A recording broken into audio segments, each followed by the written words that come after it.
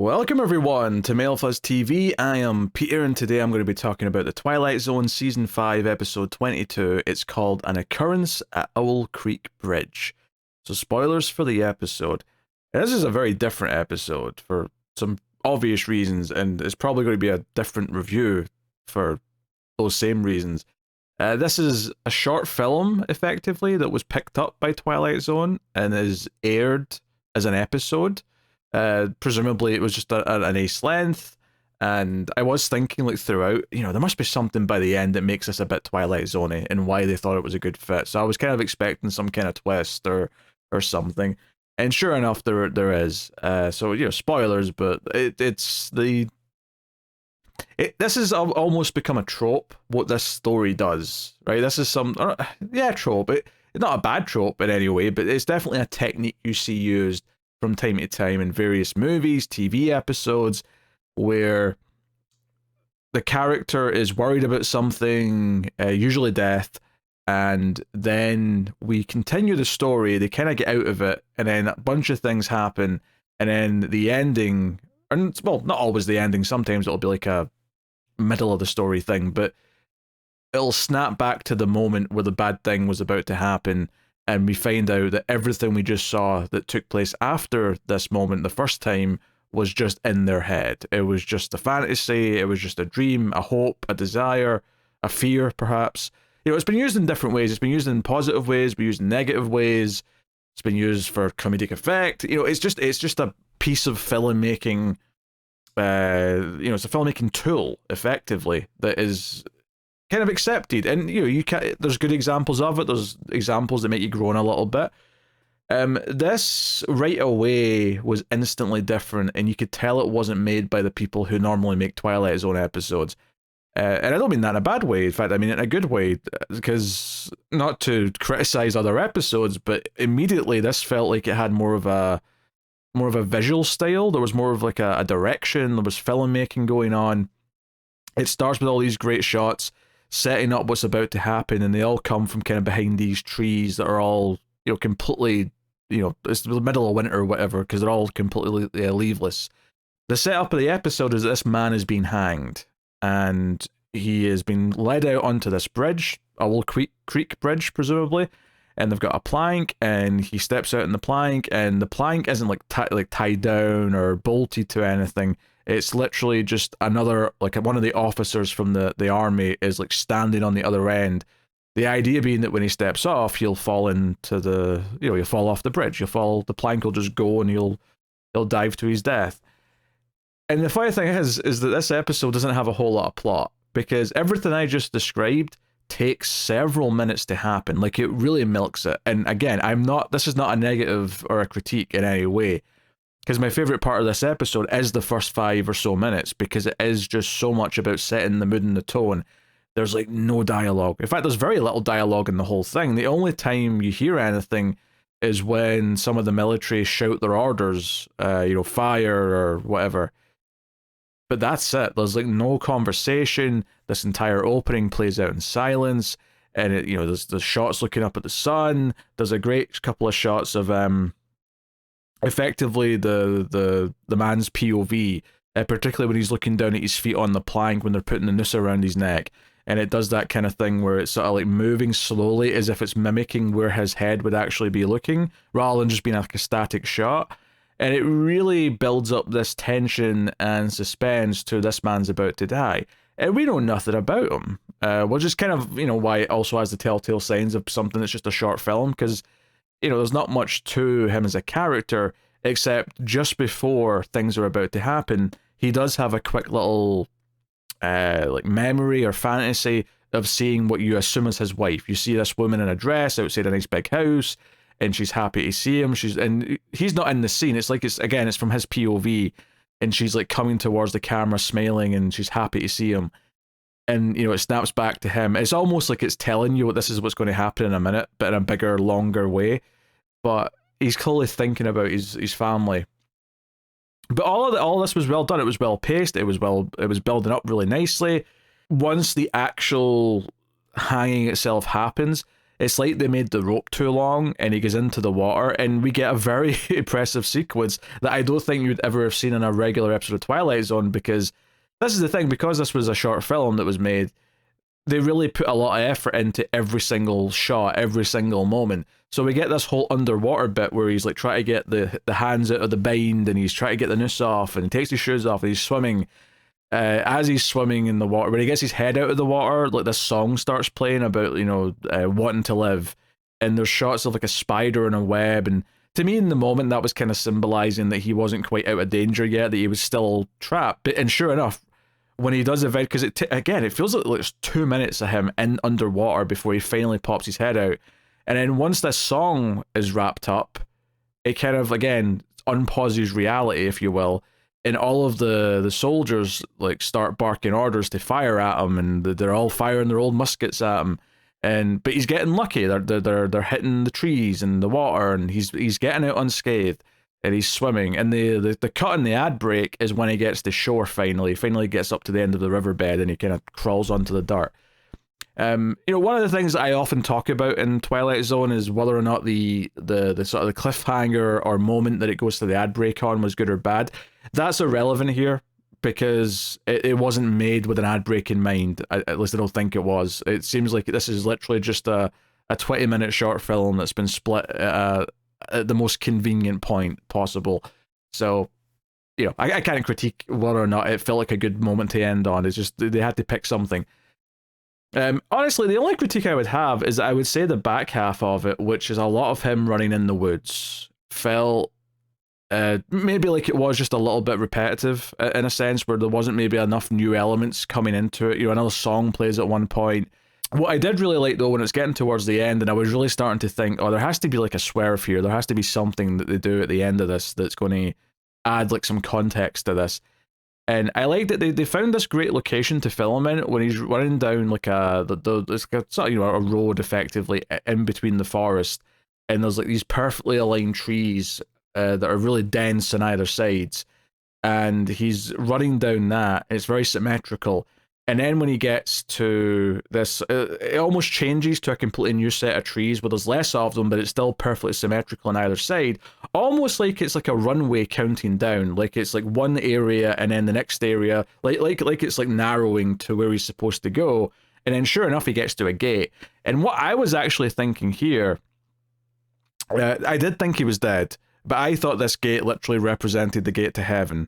And I expected that he was going to find his house and find his wife, and maybe it would even kind of subtly imply that the wife was already dead and this was him meeting her in the afterlife, and that's what was really going on this whole episode. It wasn't quite that, of course, but the way everything was perfectly symmetrical, and then him getting to this gate, and then of course, he walks up to the house, the wife comes out, and she sees him, and just as they go to embrace each other is when it cuts back to him falling off the plank and actually dying. Like, he just snaps into frame, and that's it. He's dead, and that's the end of the episode. It's a good, powerful ending. Like I say, the only critique I would maybe have is that some of the running through the forest, like, because almost all of the stuff after the ad break is just running through forest until you get to the ending.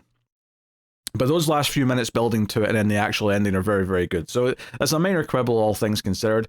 I also wonder if the ad break, in a weird way, even though there was no ads obviously when I'm watching it, it just sort of goes to the Twilight Zone logo and comes back in.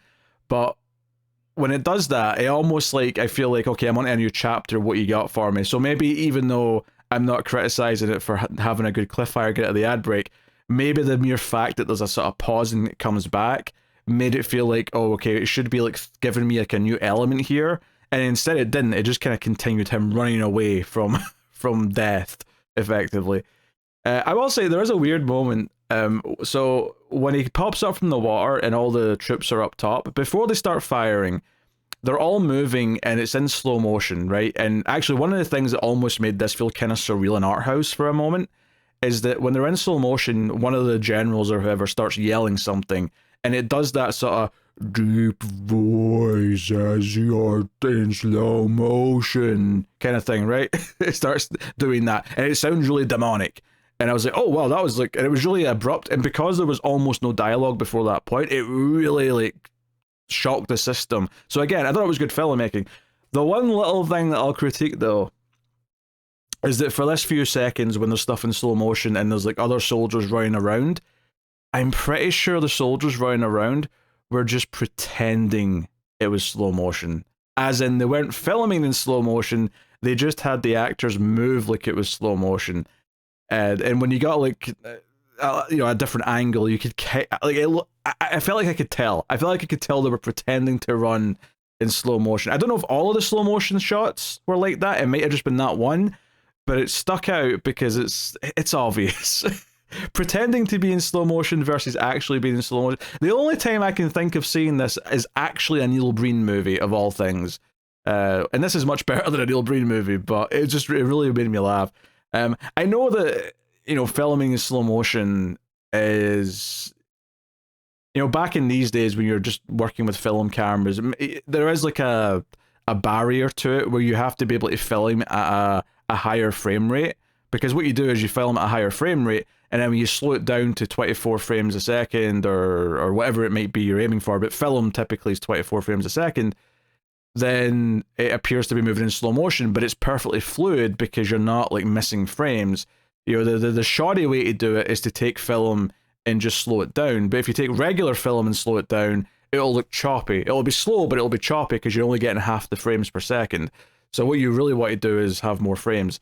Sometimes more than double, depending on how slow you want it to be. If you want it to be uber slow, you would go maybe triple, quadruple the frames, whatever it is. I think with digital cameras these days, that's a lot more easy to implement in a basic way, and a lot of cameras just have the option to switch to slow motion.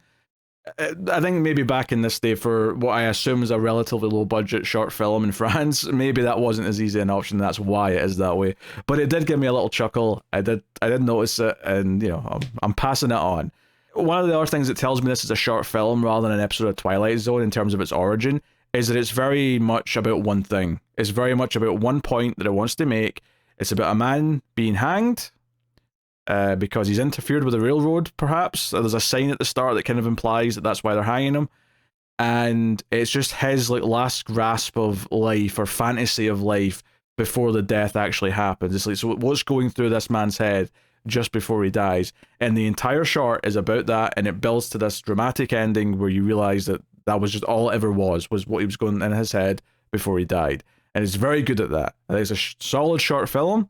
And it does feel like a separate thing though versus a lot of the other episodes because of the way it's structured, the way it doesn't have, TV typically is a lot more dialogue heavy than movies are, right? Obviously there's some movies that are very, very, very talky, right? Absolutely.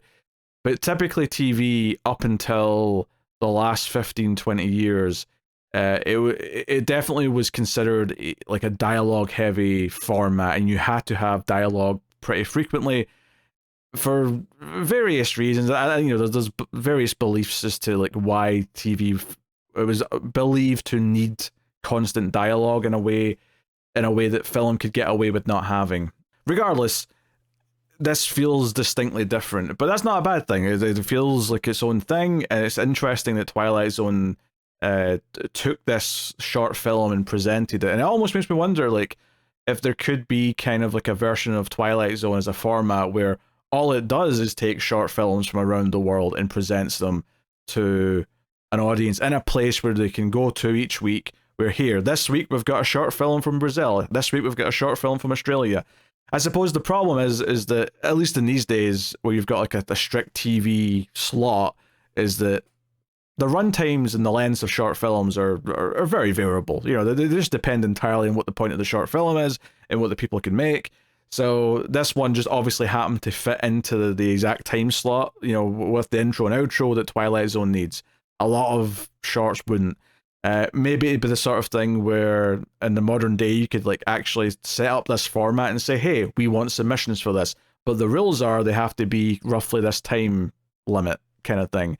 Not that it matters as much anymore, because especially now if it's on like a streaming service or it's like a YouTube thing almost, and doesn't really matter how long they are. But it's interesting as an episode is just the fact of what it is and how it's presenting this.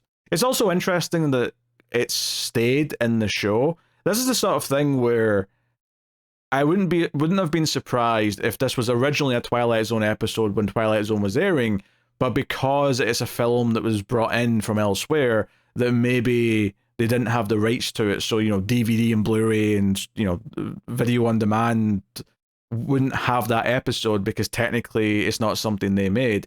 So I'm kind of surprised / impressed that they did lock down the rights to keep it as an episode for, well, forever, in perpetuity, it seems like, because as far as I know, it's never been missing from any sets or anything like that. So I think that's interesting.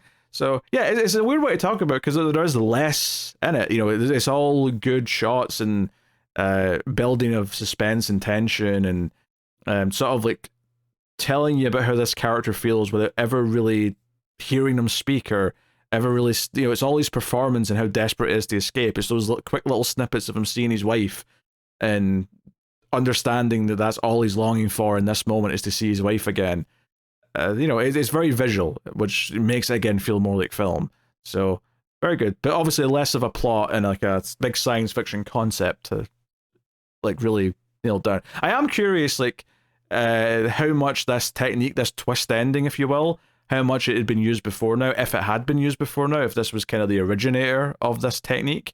But very cool. So that is An Occurrence at Owl Creek Bridge.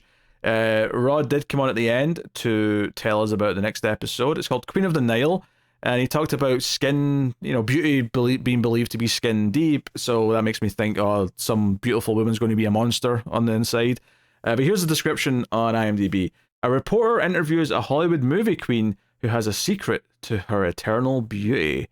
Okay, interesting. I'm not surprised it's an actor. That makes some sense given the premise and vanity and like keeping up the appearance of being a Hollywood star and all that. It's almost making me think all the way back to early season 1 where we had that episode with the actress who was like obsessed with watching her old movies, and the ending was that she goes into the old movie at the end.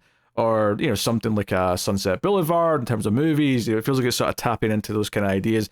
Obviously, I'm expecting like a supernatural forever youth thing or something based on what that just said. But we'll find out next time. So let me know what you thought of An Occurrence at Owl Creek Bridge. Thank you very much for joining. I do appreciate it. You can support all the content by hitting the like button, or you can do it financially, being over to patreon.com/MailFuzzTV and supporting over there with some monies every month. But thank you very much. I'll see you guys next time. Keep watching TV in the Twilight Zone.